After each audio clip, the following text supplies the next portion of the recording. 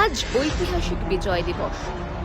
1971 সালের 16 ডিসেম্বর 9 মাসের মুক্তিযুদ্ধ শেষে ঢাকার রেসকোর্স ময়দানে আত্মসমর্পণ করেছিল পাক বাহিনী। পূর্ব পাকিস্তান বিচ্ছিন্ন হয়ে তৈরি হয় স্বাধীন দেশ জয় বাংলা। বাংলাদেশ এই দিনটিকে মুক্তিযুদ্ধে পাকিস্তানের বিরুদ্ধে বিজয়ের দিবস হিসেবে পালন করে, আর ভারতীয় সেনাবাহিনীও 71-এর পাকিস্তানের বিরুদ্ধে যুদ্ধ জয় ও পাক সেনার আত্মসমর্পণের দিনটিকে বিজয় দিবস হিসাবে উদযাপন করে।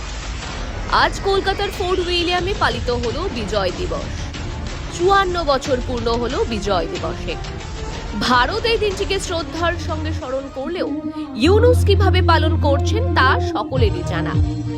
নতুন দিল্লিতে ভারতীয় সেনাদের সাহস সম্পর্কে রাজনাথ সিং অভিনন্দন জানান। जब मैं आप लोगों से बात करता हूं, स्वाभाविक रूप से मेरे मन में भी यही भाव आता है कि आप किसी संस्था के अफसर या किसी सर्विस के एम्प्लॉइज भर नहीं हैं, बल्कि आप वो लोग हैं जो नेशनल रिस्पांसिबिलिटी को अपने रोजमर्रा के कामों में जीते हैं।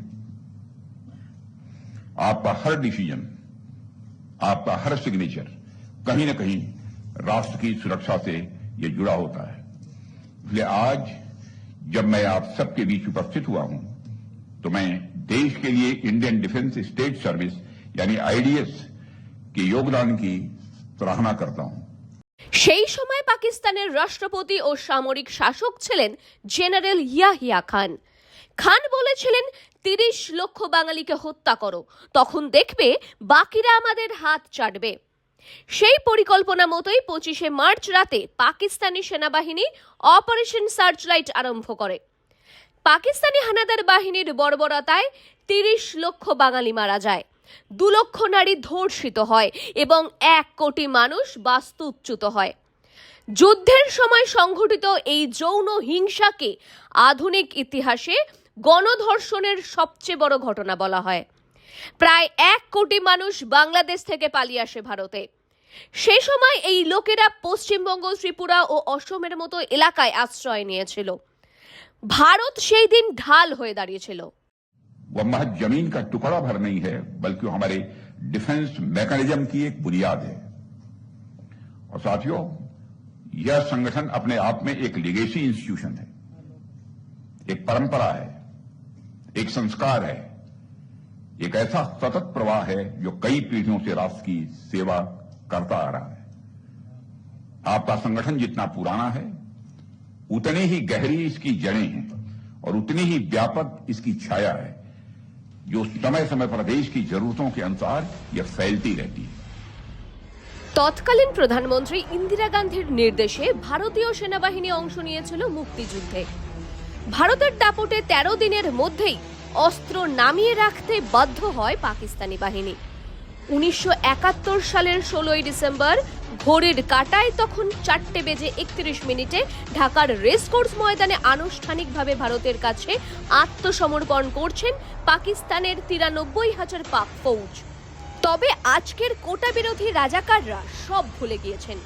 ভারত বিরোধিতাই তাদের একমাত্র মন্ত্র।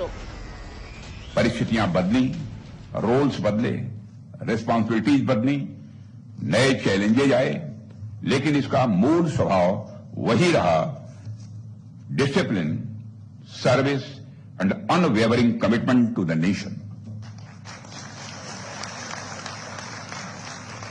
और साथियों, हम सभी जानते हैं कि किसी भी ऑर्गेनाइजेशन के लिए सबसे डिफिकल्ट टास्क होता है बिना अपनी ओरिजिनलिटी को खोए हुए किसी चेंज को एक्सेप्ट करना। लेकिन आपने यह करके दिखाया है, और इसकी पुरानी ऑर्गेनाइजेशन होने के बावजूद आपने मॉडर्न थिंकिंग को भी सहज तरीके से अपनाया है। পাকিস্তানি সেনাবাহিনীর commander lieutenant general A.K. Niazi ভারতের পূর্বাঞ্চলীয় সেনা commander lieutenant general Jagjit Singh আরোরার কাছে আত্মসমর্পণ করেন। 16 ডিসেম্বর সন্ধ্যায় জেনারেল নিয়াজি আত্মসমর্পণ পত্রে স্বাক্ষর করেন। যুদ্ধে ভারত জয়ী হয়। স্বাধীনতার 50 বছরের মধ্যেই সকল ইতিহাস মুছে দিতে তৎপর পাকিস্তানপন্থী মোহাম্মদ ইউনুস। করাচি চট্টগ্রামে জলজাহাজ এবং ঢাকা ইসলামাবাদে উড়োজাহাজ চলছে। আইএসআই ঘাঁটি গড়ছে ঢাকা এবং রংপুরে। ভারতের কৃতজ্ঞতা এখন কতটা স্বীকার করে বাংলাদেশ, তাই এখন লাখ টাকার প্রশ্ন। সংবাদ টুডে, ব্যুরো রিপোর্ট।